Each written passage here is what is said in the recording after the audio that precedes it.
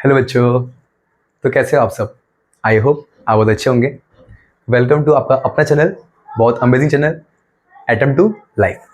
तो बच्चों, आज के अपन इस लेक्चर में स्टार्ट करने वाले हैं बहुत amazing chapter, life process in living organism part 1। ठीक है, चैप्टर बहुत इंपॉर्टेंट है। आपके बोर्ड्स पॉइंट ऑफ व्यू उसका वेटेज बहुत ज़्यादा होता है। आपको इसमें से कई सारे सवाल पूछते हैं कि Krebs cycle is also known as citric acid cycle, इसको एक्सप्लेन करो। तो ऐसे कई सारे जो अमेजिंग अमेजिंग क्वेश्चन है, कॉन्सेप्ट है, जिससे बच्चे लोग बहुत डरते हैं कि ये क्या है करके। मियोसिस क्या होता है, माइटोसिस क्या होता है, मियोसिस के वो 5 स्टेप कौन से है, लेप्टोटीन, जाइकोटीन, पैकेटीन, डिप्लोटीन, डाइकाइनेसिस, तो ये सब क्या है बच्चों, आज हम पढ़ने वाले बहुत सिंपल वे में। और अपन इस चैप्टर का आज कर देंगे स्टार्ट, आगमन कर देंगे। ठीक है, जल्द चैप्टर खत्म हो जाएगा। आई होप आप हर लेक्चर का प्रॉपर नोट्स बनाते होंगे, क्योंकि बच्चों नोट्स होना बहुत इंपॉर्टेंट होता है। जब मैं सब कुछ देख रहा हूँ तो मैं उसको लिखूंगा, अपने भाषा में भी लिखूंगा जहां पे जरूरत पड़े, ताकि मुझे समझ में आए। ठीक है, तो चैप्टर बहुत सिंपल है, आज अपन उसको स्टार्ट कर देंगे। तो बच्चों, अगर मैं बात करूँ इस चैप्टर की, life process in living organism part 1, तो जो ये चैप्टर है बच्चों, वो बेसिकली 2 पार्ट में डिवाइडेड है। सबसे पहला respiration, second one is cell division. हाँ बच्चों, रेस्पिरेशन ये वही कॉन्सेप्ट है जहां पर मैं पढ़ने वाला हूँ aerobic respiration, anaerobic respiration. Aerobic में 3 steps, glycolysis, Krebs cycle and last one is electron transfer chain reaction. और सिमिलरली एनारोबिक रेस्पिरेशन में भी और 2 स्टेप होते हैं, ग्लाइकोलाइसिस एंड फर्मेंटेशन। तो वो सब क्या है मैं देखूंगा, जहां पर एटीपी वगैरह बनेगा, ग्लूकोज का मॉलिक्यूल ऑक्सीडाइज होगा, NADH2, FADH2, उसके कई सारे फुल फॉर्म्स, न्यूट्रिएंट्स वगैरह कई सारी चीजें आएंगे, वो होगा पार्ट मेरा रेस्पिरेशन का।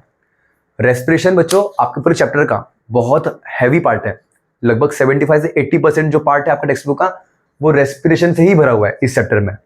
ठीक है, जो बचा हुआ 5-10% है वो आपका सेल डिवीजन है। अब जब मैं बोल रहा हूँ कि वो 5-10% सेल डिवीजन है, तो ये मत सोचो कि सेल डिवीजन सबसे ज्यादा सिंपल पार्ट है ना। बच्चों को जो ट्रॉमा होता है, जो बच्चों को ट्रॉमेटाइज करके रखता है आखिरी आखिरी महीने तक, एंड टाइम तक, वो यही सेल डिवीजन ही होता है कि सर ये माइटोसिस कैसे होता है, मियोसिस कैसे होता है, वो मियोसिस के प्रोफेस 1 के 5 स्टेप कौन से हैं हमको पता है, लेप्टोटीन, जाइकोटीन, पैकेटीन, डिप्लोटीन, डाइकाइनेसिस। जैसे ये 5 स्टेप मुझे एकदम अच्छे से याद है, आपको भी एकदम अच्छे से याद हो जाएगा, उसकी जिम्मेदारी मेरी है। ठीक है, तो अब टाइम को वेस्ट नहीं करते हैं और चैप्टर को शुरू करते हैं। तो बच्चों चैप्टर 2 पार्ट में डिवाइडेड था, रेस्पिरेशन और सेल डिवीजन। तो आज के लेक्चर में मैं जस्ट बेसिक इंट्रोडक्शन देखूंगा कि रेस्पिरेशन होता क्या है। आप देख रहे होगे कि यहाँ पर मेरे दोस्त का डायग्राम बन चुका है, उसका बॉडी कार्ड करके अपन यहाँ पे ड्रॉ कर दिया है, अपने को पढ़ाई करना है। ठीक है, तो जो रेस्पिरेशन होता है, ये रेस्पिरेशन क्या होता है जरा अपन समझते हैं। तो बच्चों, अगर मैं बात करूं रेस्पिरेशन का,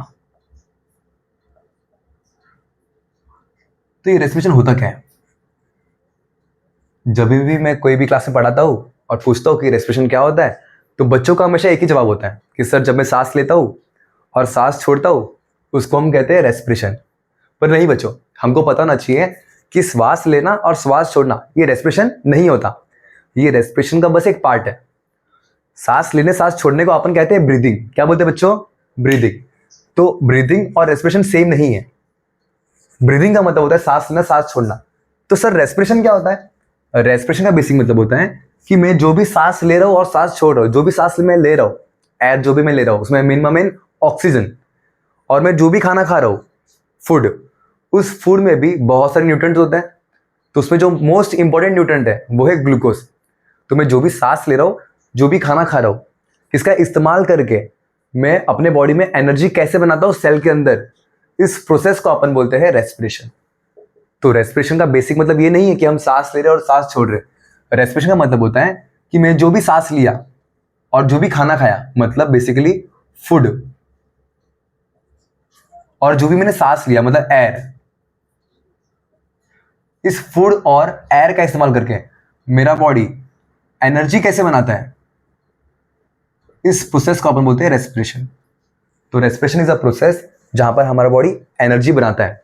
ठीक है, और जब मैं बोल रहा हूं मेरा बॉडी एनर्जी बनाता है, तो मैंने अपने प्रीवियस बचपन में भी पढ़ा हुआ है कि जो एनर्जी होता है वो हमारे बॉडी में होता है in the form of ATP। ATP बोले तो एडिनोसाइन ट्राइफॉस्फेट, अब ये क्या होता है ये मैं आगे के लेक्चर में देखूंगा, इसका फुल फॉर्म क्या है, स्ट्रक्चर क्या है, सब कुछ जाने के। फिलहाल बेसिक रेस्पिरेशन पे आ जाओ। तो रेस्पिरेशन का मतलब होता है, मैंने अभी सीखा कि फूड और एयर का इस्तेमाल करके मेरा बॉडी जो एनर्जी बनाता है, इस प्रोसेस को अपन बोलते हैं रेस्पिरेशन। अब बच्चों, जब मैं आपको बोल रहा हूँ कि फूड, तो ऐसा नहीं कि कोई भी खाने से मेरा बॉडी एनर्जी बनाएगा। फूड में भी जो सबसे इंपॉर्टेंट न्यूट्रिएंट है, फूड में भी एनर्जी का जो सबसे इंपॉर्टेंट न्यूट्रिएंट है वो है बच्चों ग्लूकोज, बेसिकली कार्बोहाइड्रेट। तो कार्बोहाइड्रेट फूड में जो हमको चाहिए एनर्जी बनाने के लिए वो होता है कार्बोहाइड्रेट। अब कार्बोहाइड्रेट का जो न्यूट्रिएंट है, छोटा मॉलिक्यूल है, उसको अपन बोलते हैं ग्लूकोज। तो बेसिकली मैं बोलूंगा कि फूड में भी अगर मुझे एनर्जी बनाना है तो फूड के अंदर जो इंपॉर्टेंट न्यूट्रिएंट होना चाहिए वो क्या होना चाहिए बच्चों? Glucose. And what is glucose? Glucose एक छोटा सा मॉलिक्यूल है एक बड़े मॉलिक्यूल का, उस बड़े मॉलिक्यूल का नाम है कार्बोहाइड्रेट। तो ये बात हो गई फूड की। अगर बच्चों में बात करूं एयर की, अब जब हम सांस लेते हैं तो मुझे बताओ, क्या हम सिर्फ ऑक्सीजन लेते हैं क्या? कैसा होता है क्या कि मैं सांस ले रहा हूं, हमको मालूम पड़ रहा है कि यहाँ पर ऑक्सीजन है वहां पर ऑक्सीजन है, तो मैं सिर्फ ऑक्सीजन ही लूंगा? नहीं बच्चों, ऐसा नहीं होता। जब मैं ब्रीदिंग करता हूँ, इनहेलेशन करता हूँ, तो उस दौरान मैं पूरा एयर लेता हूँ, लेकिन जो मेरा बॉडी होता है उस एयर में जो स्पेशल एयर को जो मेरा बॉडी इस्तेमाल करता है वो होता है हमारा ऑक्सीजन। तब जाके अपन बोलते हैं कि हम ऑक्सीजन लेते हैं और कार्बन डाइऑक्साइड छोड़ते हैं। तो हम लेते एयर है, लेकिन एयर में भी जो मेरा बॉडी जिसका इस्तेमाल करता है फॉर एनर्जी प्रोडक्शन, वो होता है हमारा ऑक्सीजन। तो बच्चों, इस प्रोसेस को अपन बोलते हैं respiration. Respiration is a basic process जहां पर मेरी बॉडी में एनर्जी बनने वाला है with the help of food. Food में भी कौन? ग्लूकोज। एंड एयर, एयर में भी कौन? ऑक्सीजन। तो मेरा शरीर ग्लूकोज और ऑक्सीजन का इस्तेमाल करके कैसे एनर्जी बनाता है, इस टॉपिक को अपन बोलते हैं रेस्पिरेशन। सिंपल पॉइंट कवर हो गया। अब आगे बच्चों, अगर मैं फूड की बात करूं तो मैंने अभी जस्ट पढ़ा कि फूड में ग्लूकोज सबसे इंपॉर्टेंट न्यूट्रिएंट होता है एनर्जी बनाने के लिए, लेकिन इसके अलावा हमारे बॉडी में खाने में और भी बहुत सारे न्यूट्रिएंट होंगे। तो एक बार उस बेसिक न्यूट्रिएंट का नाम देख लेते हैं। तो जो सबसे पहला न्यूट्रिएंट है बच्चों वो होता है कार्बोहाइड्रेट, जिसके बारे में अपन ने देख लिया। जो सेकंड न्यूट्रिएंट होता है वो होता है बच्चों हमारा प्रोटीन। तो प्रोटीन्स भी हमारे बहुत इंपॉर्टेंट न्यूट्रिएंट्स होता है। अब जैसे कार्बोहाइड्रेट ग्लूकोज के मॉलिक्यूल से बनता है। फॉर एग्जांपल, अगर मेरे पास एक बड़ा सा कैडबरी है, तो जो कैडबरी होता है, बड़ा कैडबरी इज लाइक कार्बोहाइड्रेट। और जो कैडबरी है बच्चों कैसे बना है? बहुत सारे छोटे छोटे पीस से बना हुआ है ना, तो जो पीस हो जाएगा वो हो जाएगा ग्लूकोज।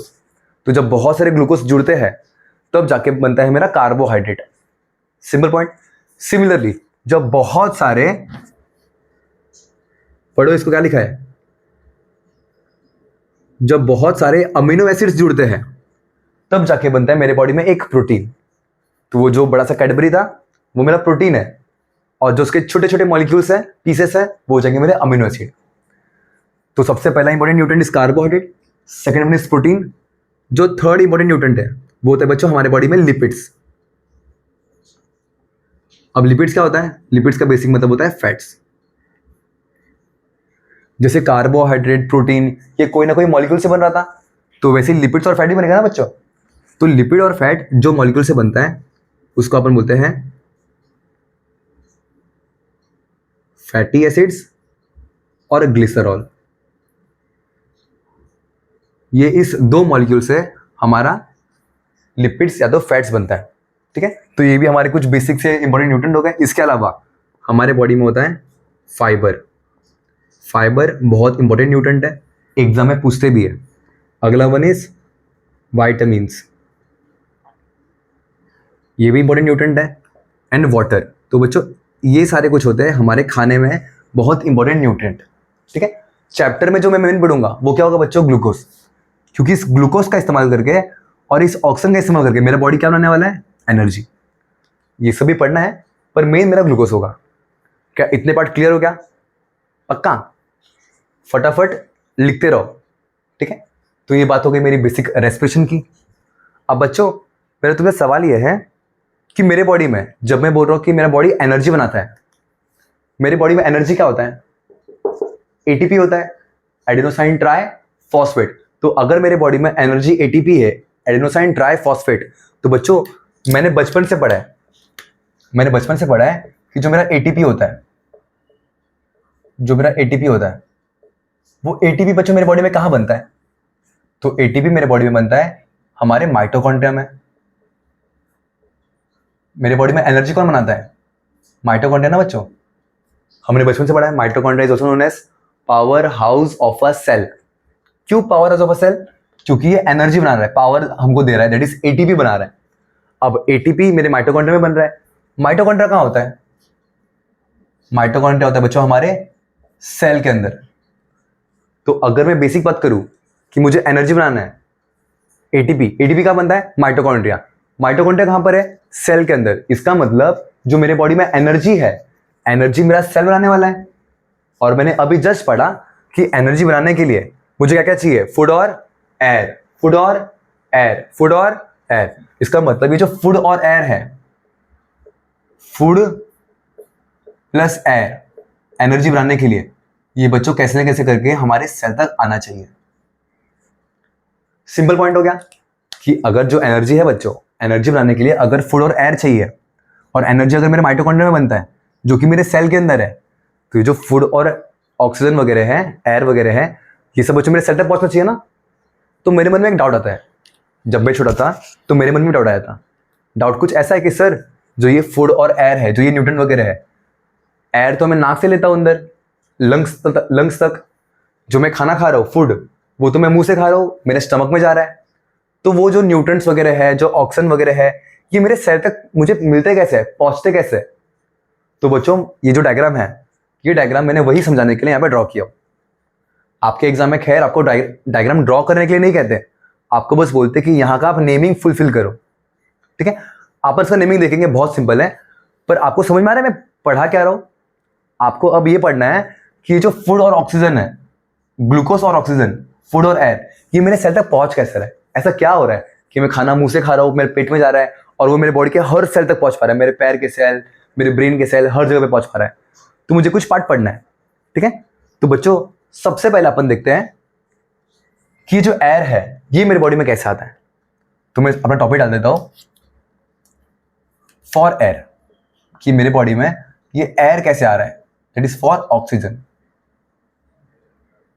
उसका प्रॉपर ट्रांसपोर्ट क्या है, कैसे वो कहां से होते हुए मेरे सेल तक पहुंच रहे हैं, तो मुझे वो जानना है, ठीक है।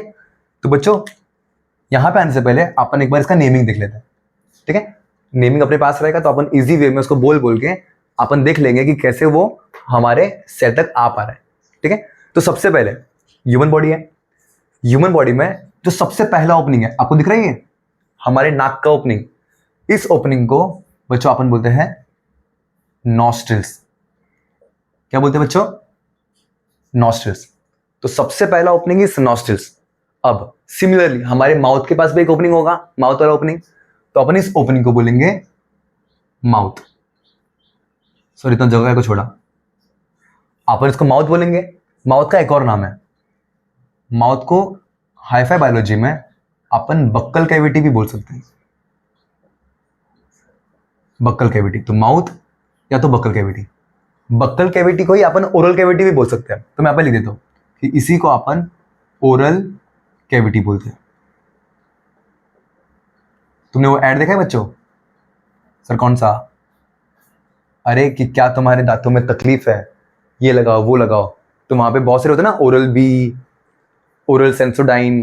तो वो ओरल मतलब माउथ, तो माउथ से रिलेटेड, ठीक है। तो सबसे पहले नाक का ओपनिंग नॉस्ट्रिल्स, जहां से हम खाना खाते हैं वो होता है हमारा माउथ, जिसको अपन बक्कल कैविटी भी बोलते हैं या तो ओरल कैविटी भी बोलते हैं। जो ये वर्ड कैविटी, कैविटी का बेसिक मतलब होता है एम्प्टी स्पेस या तो खाली जगह। तो मैं लिख देता हूं कि कैविटी स्टैंड्स फॉर, यहां पर लिख देता हूं जो ये कैविटी है, कैविटी का मतलब होता है एम्प्टी स्पेस। सिंपल है। अब थर्ड पॉइंट, सबसे पहले नॉस्ट्रिल्स, फिर mouth, buckle cavity, oral cavity. अब बच्चों जो नॉस्ट्रिल्स है, नॉस्ट्रिल्स में से जो अंदर पाइप जाता होगा हमारे नाक का पाइप, देखो यहाँ पर क्या मैं बोलूं बच्चों, ये जो पाइप है ये भी अंदर से खाली होगा, और क्योंकि ये नाक का पाइप है तो अपन इस कैविटी का अपन बोलते हैं नेजल कैविटी। क्या बोलते हैं बच्चों? Nasal cavity.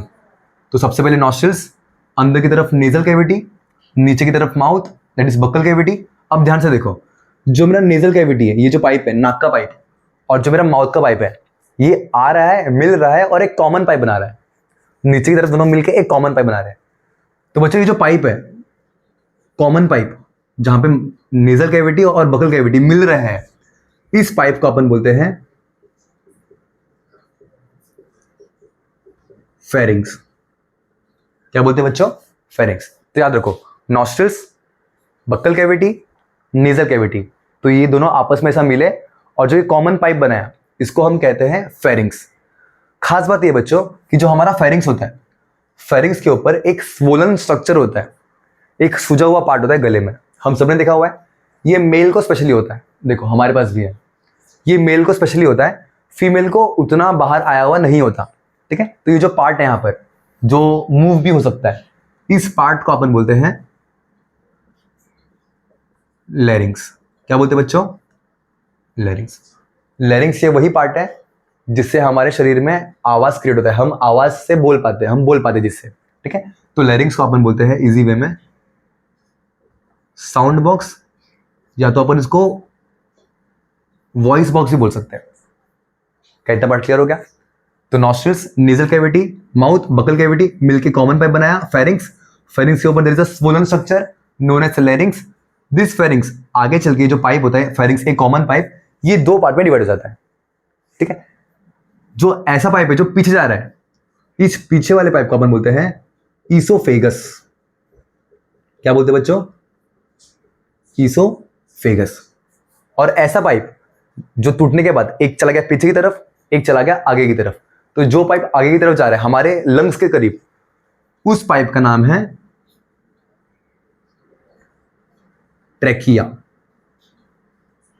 क्या नाम है बच्चों? ट्रैकिया। देखो बहुत सिंपल है, nasal cavity, buccal cavity, pharynx, लैरिंग्स। जो मेरा फेरिंग्स है आगे चल के दो पार्ट में डिवाइड हो रहा है। समझो कि मैं इस तरफ देख रहा हूं, तो जो आगे का पाइप है वो मेरे चेस्ट में आता होगा ना, उस पाइप को मैं बोलूंगा ट्रैकिया, और जो पीछे जो पाइप गया उस पाइप को मैं बोलूंगा ईसोफेगस। जो ट्रैकिया होता है, हम जो भी सांस लेते हैं, वो ट्रैकिया जो हवा होता है, वो जो हवा होता है वो इस ट्रैकिया के थ्रू आता है हमारे लंग्स में। तो क्योंकि यहाँ पर हवा आ रहा है, ये ऐसा पाइप है जहाँ पे हवा आता है, तो अपन ट्रैकिया को एक और नाम से बोलते हैं कि trachea is also known as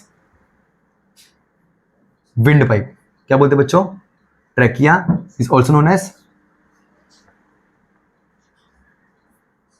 wind pipe.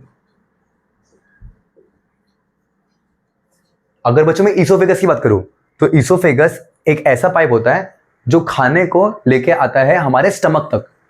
तो माउथ और नोज का एक कॉमन पाइप था, जो हवा होगा ट्रैकिया में घुस जाएगा लंग्स की तरफ, जो खाना होगा यहां से ईसोफेगस चला जाएगा।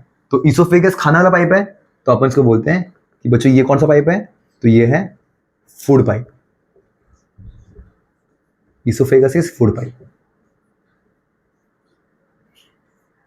सिंपल है बच्चों। तो अपन ऑलमोस्ट डायग्राम खत्म कर चुके हैं। ठीक है, जो ट्रैकिया होता है, आप देख रहे हो एक बात, जो ट्रैकिया है, ट्रैकिया के ऊपर मैंने बहुत सारे ऐसे रिंग्स की तरह स्ट्रक्चर बनाए। ठीक है, तो जो हमारा ट्रैकिया होता है, ट्रैकिया के ऊपर मैं यहां पर लिखता हूं इस पॉइंट को, हमारे ट्रैकिया के ऊपर सी शेप का इनकम्प्लीट कार्टिलेज का रिंग होता है। सी शेप का इनकम्प्लीट कार्टिलेज का रिंग होता है। Cartilage is a soft bone. हमारे शरीर में बहुत सारे पार्ट में सॉफ्ट मटेरियल होता है, उसको अपन बोलते हैं कार्टिलेज। जैसे कि हमारे नोज में यहाँ पर कोई बोन नहीं होता, देखो ये पार्ट फ्लेक्सिबल है ना, मूव हो सकता है। जो हमारा ईयर पिन्ना होता है मूव हो सकता है ना, तो ये जो पार्ट होता है वहां पर होता है कार्टिलेज। तो सिमिलरली जो हमारा ट्रैकिया है गले में पाइप, इस पाइप में भी आसपास बहुत सारे रिंग होते हैं। इस रिंग को अपन बोलते हैं सी शेप इनकम्प्लीट रिंग, जो किससे बना हुआ है? कार्टिलेज का बना हुआ है। अगर आप चाहो तो आप इसको फील भी कर सकते हो। अगर आप अपने नेक को अगर ऊपर करोगे ऐसा, तो यहाँ पर अगर आप ऐसा रब करोगे हल्का सा, तो आपको ऐसा गड्ढा ऊंचा ऐसा कुछ फील होगा। तो it is nothing but cartilage, वो रिंग्स है। अब बच्चों वेरी इंपॉर्टेंट ना, जो मेरा ट्रैकिया होता है आगे चल के वो और दो पाइप में डिवाइड हो जाता है। जो ये दो बेसिक पाइप है, इस पाइप को अपन बोलते हैं ब्रोंकाई। क्या बोलते हैं बच्चों? ब्रोंकाई। तो ब्रोंकाई ये ब्रांच वर्ड से आया है, क्योंकि मेरा ट्रैकिया ब्रांच हो रहा है, तो ब्रोंकाई अपन बोलते हैं, ब्रांच ब्रोंचाई ऐसा, ठीक है। अब जो बच्चों ये ब्रोंकाई है, आप अगर देख रहे हो ये जो ब्रोंकाई है ये आगे चल के ना 1 पाइप 2 पाइप 3 4 ऐसे और बहुत सारे ब्रांच में डिवाइड हो रहा है। ये कुछ ऐसी बात हो गई कि मेरा पेड़ का एक ब्रांच है और ये ब्रांच आगे चल के और ब्रांच दे रहा है। तो ये जो आगे का ब्रांच है, इस बाकी के ब्रांच को अपन बोलते हैं ब्रोंकियोल्स। क्या बोलते हैं बच्चों? ब्रोंकियोल्स। तो ब्रोंकाई इस बड़ा ब्रांच एंड ब्रोंकियोल्स उस बड़े ब्रांच का भी फर्दर ब्रांच। क्या इतना बात क्लियर हो गया? अब ये ब्रोंकियोल्स के एंड में बहुत सारे बलून की तरह स्ट्रक्चर होते हैं। आपने वो पिच का बलून देखा है जिसमें हवा भरा हुआ नहीं होता, वैसे बलून की तरह मिलियंस ऑफ स्ट्रक्चर होते हैं। इस स्ट्रक्चर को अपन बोलते हैं एल्वियोलाई। एल्वियोलाई क्या बोलते हैं बच्चों? एल्वियोलाई, या तो आप इसको एल्वियोलस भी बोल सकते हैं, वो सिंगुलर और प्लूरल का गेम है, ठीक है। तो एल्वियोलाई एल्वियोलस एक ही चीज होता है। अब वेरी इंपॉर्टेंट, जो ब्रोंकाई होता है आगे चल के ब्रोंकियोल्स, सारे ब्रोंकियोल्स के एंड में बहुत सारे बलून की तरह स्ट्रक्चर होता है, इसको अपन बोलते हैं एल्वियोलस। ये जो पूरा स्ट्रक्चर है किसके अंदर प्रेजेंट है? इस पार्ट को अपन बोलते हैं लंग्स। सिंपल है। और जो हमारा ये थोरेसिक एज कैविटी है, थोरेसिक केज, इस एरिया के जस्ट नीचे हमारे पास एक मस्कुलर फ्लैप होता है। इस फ्लैप को अपन बोलते हैं डायाफ्राम। डायाफ्राम। तो बच्चों ये है मेरा डायग्राम का नेमिंग। अगर आपको एग्जाम में इसका नेमिंग पूछा तो बिल्कुल घबराना नहीं है, सारे स्टेप्स बहुत बेसिक है, बहुत सिंपल है, ठीक है। अगर मैं इसको एक बार लिखूंगा 2-3 बार लिखूंगा, प्रैक्टिस करूंगा तो याद हो जाएगा। अब डायग्राम तो मैंने देख लिया, वेरी इंपॉर्टेंट ना। डायग्राम किसका है? ये डायग्राम है ह्यूमन रेस्पिरेटरी सिस्टम का, ह्यूमन रेस्पिरेटरी सिस्टम। सिंपल हो गया। अब बच्चों टॉपिक पाते हैं। डायग्राम तो मैंने देख लिया। अब मैं टॉपिक ये था, मेरा सवाल ये था कि सर ये जो ऑक्सीजन होता है, तो मैंने सांस नाक से लिया ना, मैं लंग्स तक गया और मैंने पढ़ा कि ये सब जाएगा सेल के अंदर ताकि वो एनर्जी बना सके। तो ये सेल के अंदर कैसे जाता है? तो बच्चों एक बार पाथ में देखते हैं। तो जो ऑक्सीजन होता है हम नाक से लेते हैं, तो सबसे पहले नॉस्ट्रिल्स, उसके बाद नेजल कैविटी, अब माउथ को छोड़ दो, फिर फेरिंग्स। अब जो मेरा फेरिंग्स है आगे चलिए 2 पाइप में डिवाइड हो रहा है ना, एक है विंड पाइप और एक है फूड पाइप। क्योंकि मैं बात कर रहा हूं एयर की, ऑक्सीजन की, तो कहां जाएगा? ट्रेकिया में जाएगा, दैट इज विंड पाइप में जाएगा। वहां से ब्रोंकाई, ब्रोंकियोल्स, एल्वियोलाई या तो एल्वियोलस तक पहुंच जाएगा, ये बलून तक। अब बच्चों होता ही है कि जब ये पार्ट समझो कि ये एल्वियोलस है, समझो कि बच्चों ये एल्वियोलस है। अब होता ही है, मैं एरो कर देता हूं, ये क्या है? एल्वियोलाई या तो एल्वियोलस। अब होता ही है क्योंकि मैंने सांस लिया तो सारे के सारे जो ऑक्सीजन वगैरह हैं ये कहां पर होंगे बच्चों? एल्वियोलस के अंदर होंगे। जब मेरा एल्वियोलस के अंदर हवा आता है तो धीरे धीरे मेरे बॉडी के सारे एल्वियोलस फूलने लगते हैं, फूलने लगते हैं। जैसे एक बलून कैसे फूलने लगता है, तो वैसे मेरे बॉडी में बहुत सारे एल्वियोलस हैं, वो सारे फूलने लगते हैं। जब मेरे एल्वियोलस फूलते हैं तो हमारा चेस्ट एक्सपांड होता है। अब बच्चों सारा ऑक्सीजन मेरे एल्वियोलस के अंदर है। अब होता ही है कि हमारे लंग्स के अंदर बहुत सारे नसें होती है, जिसको अपन प्यार से बीवी भी बोलते हैं। बहुत सारी बीवी होती है। बीवी मतलब कुछ नहीं होने का, पहले ही बोल रहा हूँ, शादी वादी का पे ध्यान रखने का नहीं, पढ़ाई पे ध्यान रखने का। बीवी का मतलब क्या होता है? बीवी का मतलब होता है ब्लड वेसल, जिसके अंदर बहुत सारे ब्लड होंगे।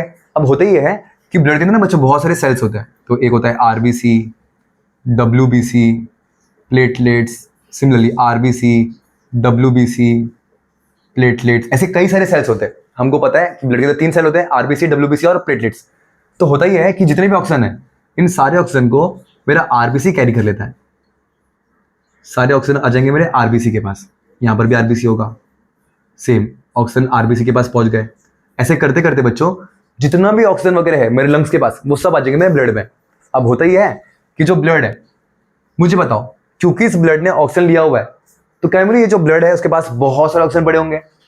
अब ये जो ब्लड होता है ये हमारे हार्ट से पूरे बॉडी में फ्लो करता है। अब समझो कि यहाँ पर एक सेल है, ये एक सेल है और इस सेल के पास है ना ऑक्सीजन बहुत कम है। तो होता ही है कि जो सेल होता है वो भीख मांगता है बॉडी से कि ए ब्लड ऑक्सीजन लेके आ गया ना, मुझे देख एनर्जी बनाना है, खाना मेरे पास पड़ा हुआ है, मुझे बस क्या चाहिए? ऑक्सीजन। तो एक काम कर, तू मेरे को एक थैली ऑक्सीजन दे दे। तो जो ब्लड होता है वो ब्लड अपने हिसाब से जो भी सेल को ऑक्सीजन का रिक्वायरमेंट होता है वो ऑक्सीजन को भेज देता है इस सेल के पास। तो ऑक्सीजन यहाँ पर आ जाता और यहाँ से ऑक्सीजन यहाँ पे आ जाएगा। तब जाके जो सेल के पास ऑक्सीजन नहीं था उसको ऑक्सीजन मिल जाता है और हम कहते हैं कि जो ऑक्सीजन है, एयर है, वो हमारे सेल तक पहुंच गया। सिंपल पार्ट है। अब मैंने पढ़ लिया कि ऑक्सीजन मेरी बॉडी में कैसा आता है। बच्चों अब मुझे पढ़ना है कि जो आप बोल रहे हो ग्लूकोज, कि जो खाना है वो भी आना चाहिए। खाने में भी कौन ग्लूकोज, तो ये ग्लूकोज मेरे सेल तक कैसे पहुंचता है। तो फॉर ग्लूकोज, अब ग्लूकोज का केस में होता क्या है जरा देखते हैं। तो फॉर ग्लूकोज, ग्लूकोज के केस में बच्चों होता ही है सब कुछ सेम। खाना खाते हैं, पढ़ाई करते करते नहीं, यहां पर खाना खाते हैं। अब जब मैं खाना खाऊंगा सबसे पहले कहां आएगा, माउथ में, also known as buccal cavity, oral cavity. अपन जब खाना खाएंगे कहां पे आ जाएगा खाना, फेरिंक्स में होते हुए मुझे बताओ खाना यहां पर आएगा कि वहां पर आएगा, बोल।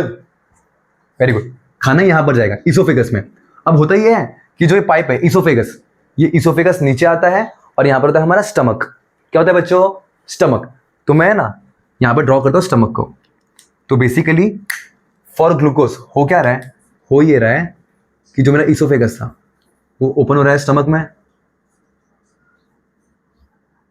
जो बच्चों स्टमक होता है, स्टमक जे शेप होता है, याद रखो। तो जो मेरा इसोफेगस का पाइप था, ये जो पाइप है बच्चों ये इसोफेगस है और ये ऑर्गन कौन सा है, स्टमक। तो होता ही है कि सारे के सारे फूड यहां पे आ जाते हैं। तो यहां पे फूड आ गया। अब हमारे पेट में ना बहुत सारे एसिड वगैरह निकलते हैं, एसिड निकलते हैं, बहुत सारे एंजाइम्स वगैरह निकलते हैं और वो मेरे खाने के बड़े बड़े मॉलिक्यूल को तोड़ देते हैं और उसमें से बहुत सारे छोटे छोटे मॉलिक्यूल निकलते हैं। तो जो मेरा खाना था उसमें बहुत सारा कार्बोहाइड्रेट होगा। तो मेरा बॉडी करेगा ये कि कार्बोहाइड्रेट को तोड़ देगा और इसमें से ना बहुत सारा ग्लूकोज निकल देगा। तो ग्लूकोज ग्लूकोज ग्लूकोज, ऐसे कई सारे मुझे ग्लूकोज मिलेंगे। सेम प्रोटीन टूटेगा, लिपिड्स टूटेगा। अगर प्रोटीन टूटा तो अमीनो एसिड मिलेगा, लिपिड्स टूटा तो फैटी एसिड ग्लिसरॉल मिलेगा। तो ऐसे सारे बड़े बड़े कंपाउंड टूट जाते हैं। अब होता ही है कि ये आसपास है ना बहुत सारे फिर से बीवी होती है। सर कितनी बीवी है, कुबुल है कुबुल है कुबुल। यहाँ पे होता ही है कि जो भी मेरे ब्लड वेसल्स है इसके अंदर ब्लड होगा। जितना भी ग्लूकोज होता है ये यहां से आ जाता है हमारे ब्लड के अंदर। अब सेम कहानी रिपीट होगा। जो ये ब्लड है, अब इसने ग्लूकोज ले लिया, अब ये अपने अंदर फूड लिया है, अब ये घूम रहे हैं हवा। तो जो सेल होता है वो भीख मांगते हैं कि साहब मुझे एक ग्लूकोज चाहिए। क्या है ना कि मैंने ऑक्सीजन तो ले लिया, अगर मुझे ग्लूकोज मिल जाएगा तो अब मुझे एनर्जी बनाने के लिए कोई रोक नहीं पाएगा। तो मुझे बेसिकली एनर्जी बनाना है। तो ऐसे सेल्स वगैरह ना रिक्वेस्ट करते हैं ब्लड से। तो ब्लड भी बहुत महाराजा होता है। ब्लड शर्त लगाता है कि नहीं मैं तेको इतना ही ऑक्सीजन दूंगा, इतना ही दूंगा, मस्ती करो। जो ब्लड होता है दयावान होता है और ब्लड हर सेल को ग्लूकोज वगैरह दे देता है। तो ऐसे बच्चों जो हम खाते हैं और जो हम सांस लेते हैं वो दोनों आता है हमारे सेल तक। तो क्योंकि ये बड़ा सा प्रोसेस करके, ये बड़ा सा डायग्राम पढ़ के, क्योंकि मेरा खाना और मेरा हवा दैट इज ग्लूकोज और मेरा ऑक्सीजन सेल तक आ चुका है, तो अब सेल क्या करता है, इस ग्लूकोज का और इस ऑक्सीजन का इस्तेमाल करके आपस में कई सारे रिएक्शंस करता है और रिएक्शन कर करके माइटोकॉन्ड्रिया के अंदर फाइनली क्या बना देता है बच्चों, एटीपी। एटीपी क्या होता है, एटीपी का बेसिक मतलब होता है एनर्जी। और तब जाके हमारी बॉडी में एनर्जी बनता है और हम बहुत एनर्जेटिक फील करते हैं।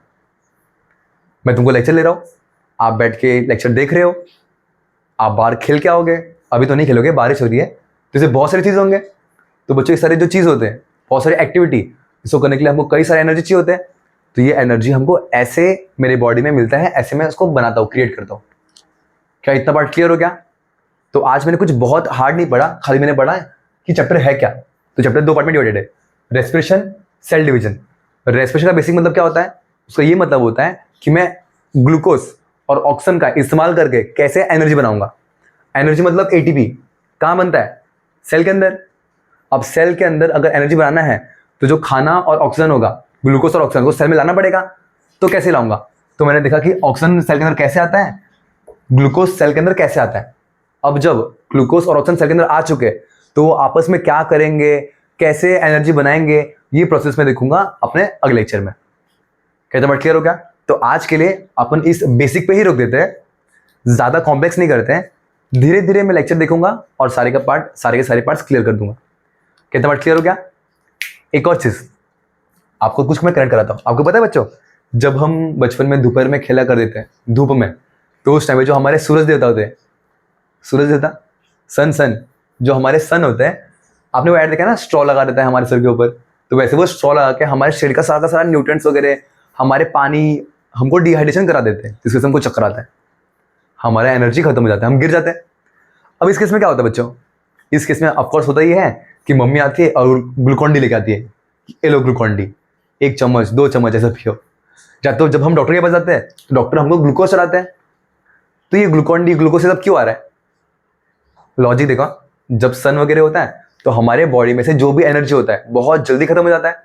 तो इस केस में क्योंकि मुझे एनर्जी लाना है, उस पेशेंट को ठीक करना है, तो उसको ग्लूकोज दिया जाता है।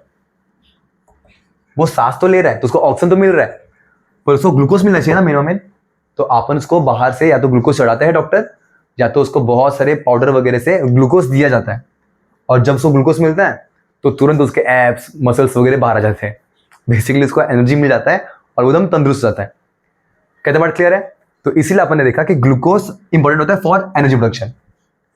सिंपल टॉपिक, सिंपल पॉइंट्स, फटाफट इसका ऐसे स्क्रीनशॉट ले लोगे और इसको कॉपी कर लोगे, नोट डाउन कर लोगे। कहते बात क्लियर है? अपन जब अगले सेशन में मिलेंगे तो आगे के पार्ट का अपन डिस्कशन करेंगे। ठीक है, तब तक लाइक कर दो और सब्सक्राइब भी कर दो। Bye bye.